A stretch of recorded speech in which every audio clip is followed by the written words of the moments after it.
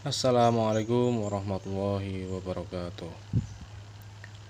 Halo semuanya, masih bersama channel Akar Kuadrat.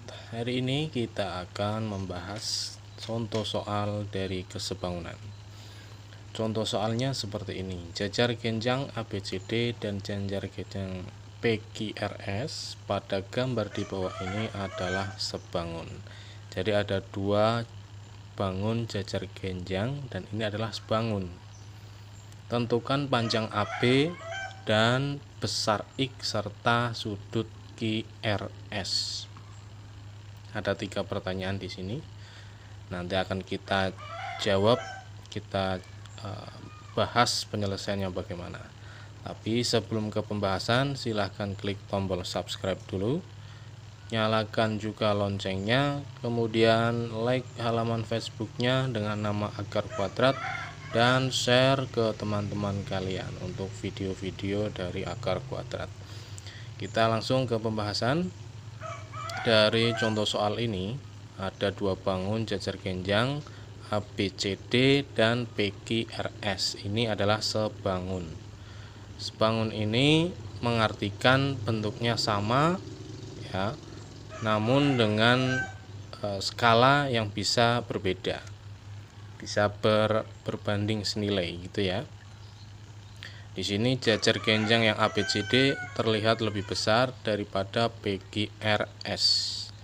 Nah, ini bentuknya sama, sudut-sudutnya juga mempunyai besaran yang sama, namun panjangnya yang berbeda. Nah, ini masih disebut sebangun karena syarat yang menunjukkan sebangun yang pertama itu bangunnya bersesuaian, berarti sesuai ya, mirip. Kemudian panjang-panjang dari sisi-sisinya itu berbanding senilai gitu ya. Oke, kita langsung ke pembahasan. Yang pertama kita mencari panjang dari AB. Panjang dari AB ini bisa kita gunakan perbandingan senilai. Dari AB ini sama panjangnya atau berbanding senilai dengan panjang dari PQ. Nah, kita pakai perbandingan senilai di mana AB per PQ ini sama dengan, kita cari panjang-panjang dari jajar genjang yang sudah kita ketahui dari soal, yaitu AD ini ada 9 cm, kemudian QR ada 6 cm. Kita gunakan dua sisi itu untuk membandingkan dari AB per PQ. Ini kita pakai AD per QR karena sudah diketahui. Kita pakai yang sudah diketahui ya, jangan sampai kita gunakan yang belum kita ketahui nilainya di dalam soal. Itu akan tidak ketemu gitu ya. Kita bisa mensubstitusikan nilai-nilai dari 6 cm, 8 cm, dan 9 cm ke dalam perbandingan senilai ini. AB yang akan kita cari maka masih utuh AB. PQ itu sama dengan 8 cm, AD 9 cm, dan QR 6 cm. Maka kita masukkan akan menjadi AB per 8 sama dengan 9 per 6.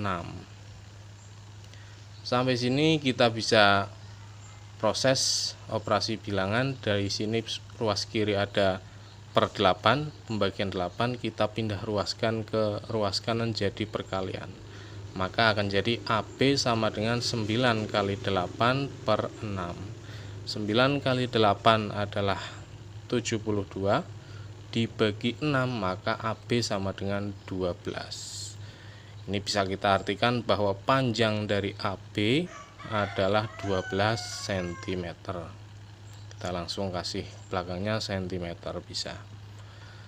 Ini untuk pertanyaan yang pertama sudah terjawab, panjang AB. Dan yang kedua, besar X. Kita bisa mencari besar sudut X, di mana X ini sama atau sama dengan sudut PQR. Di dalam dunia persudutan ya, sudut itu kalau digambarkan, dituliskan di sini sudut PQR, maka sudut yang kita cari adalah di titik Q, di titik yang tengah Q. PQR. Makanya sudut X ini sama atau bisa diartikan sama dengan sudut PQR. Ya, sudut PQR di titik Q.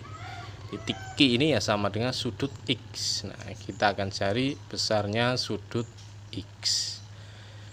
Besar sudut X ini karena dua jajar genjang ini sebangun dan ini saling berhadapan, ya, menghadapnya saling berhadapan, maka sudut Q ini adalah sudut paling kanan di dalam di dalam bangun PQRS. Nah, ini akan sebangun atau sama nilainya dengan sudut yang paling kiri dari jajar genjang ABCD, yaitu sudut DAB atau di titik A, sudut di titik A. Kita bisa bandingkan atau bisa membuat persamaan bahwa sudut BAD ini sama dengan sudut PQR, nilainya akan sama. Sedangkan sudut PQR itu sama dengan X, kita bisa tuliskan X, dan sudut BAD adalah 60, maka kita bisa tuliskan 60 derajat. Jadi besar sudut X adalah 60 derajat karena di sini bentuk sama dengan semua. Sudut BAD sama dengan sudut PQR sama dengan X dan sama dengan 60 derajat. Jadi sudut BAD ya 60, sudut PQR ya 60, sudut X juga 60 derajat. Nah, ini yang kedua sudah kita jawab, besar X ini 60 derajat. Dan yang terakhir sudut QRS. Saya ulangi bahwa ketika ada tulisan sudut QRS maka fokusnya adalah pada titik R. Titik R ya. Berarti yang akan kita cari sudut yang berada pada titik R, titik yang di tengah dari ketiga huruf ini, QRS. Nah, untuk mencari sudut QRS ini kita bisa mengetahui bahwa jajar genjang itu jumlah besar sudutnya itu sama dengan 360 derajat. Jumlah total dari sudut PQRS jajar genjang itu sama dengan 360 derajat. Nah, di sini yang hanya diketahui adalah nilai X, sudut X yang sudah kita cari sebelumnya 60 derajat. Maka kita harus mencari yang lainnya kalau mau mengetahui berapa masing-masing dari sudut. Tapi karena sudah kita ketahui jajar genjang itu 360 derajat, kita pakai dua sudut saja. Sudut R atau Q, ya, R dan Q ini adalah separuh dari atau setengahnya dari sudut besar sudut PQRS jajar genjang.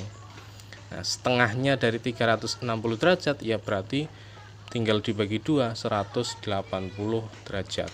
Ini untuk dua sudut di titik R dan titik Q ini 180 derajat. Nah, sampai di situ gambarannya sudah bisa kita cerna bahwa sudut keduanya ya kalau dijumlahkan ini 180 derajat, sedangkan Q-nya sudah diketahui, maka R bisa kita cari. Nah, cara mencarinya bagaimana? Ini sudut QRS sama dengan 180 dari keduanya ini dikurangi dengan sudut X atau sudut PQR yang sudah kita cari tadi. Maka akan ketemu 180 derajat dikurangi 60 derajat sudut PQR yang tadi sudah kita ketahui. Nah, sudut QRS maka akan jadi sama dengan sudut sejumlah 120 derajat. Itu cara menghitung sudut QRS. Dari yang sudah diketahui cuma satu sudut, kita ambil dua sudut dari jajar genjang. Karena 4 sudut itu 360, dua sudutnya setengahnya saja 180. 180 dikurangi dengan sudut di titik Q yang sudah kita ketahui, maka diketahuilah sudut di titik R atau sudut QRS 120 derajat. Begitulah proses pembahasan dari kesebangunan antara dua jajar genjang ABCD dan PQRS. mencari panjang AB, mencari besarnya sudut X dan sudut QRS. Jika masih bingung, silahkan tuliskan pertanyaannya di kolom komentar. Jika punya pertanyaan matematika seputar soal-soal yang masih bingung, yang susah untuk dijawab, silahkan tuliskan juga di kolom komentar. Semoga saja saya bisa menjawab dan saya bisa upload di waktu yang secepat mungkin. Kalau memang tidak bisa kita jawab secepat mungkin, ya akan kita jawab di hari Sabtu dan Minggu. Itu saja untuk materi kali ini. Semoga bermanfaat untuk kita semua. Saya akhiri, assalamualaikum warahmatullahi wabarakatuh.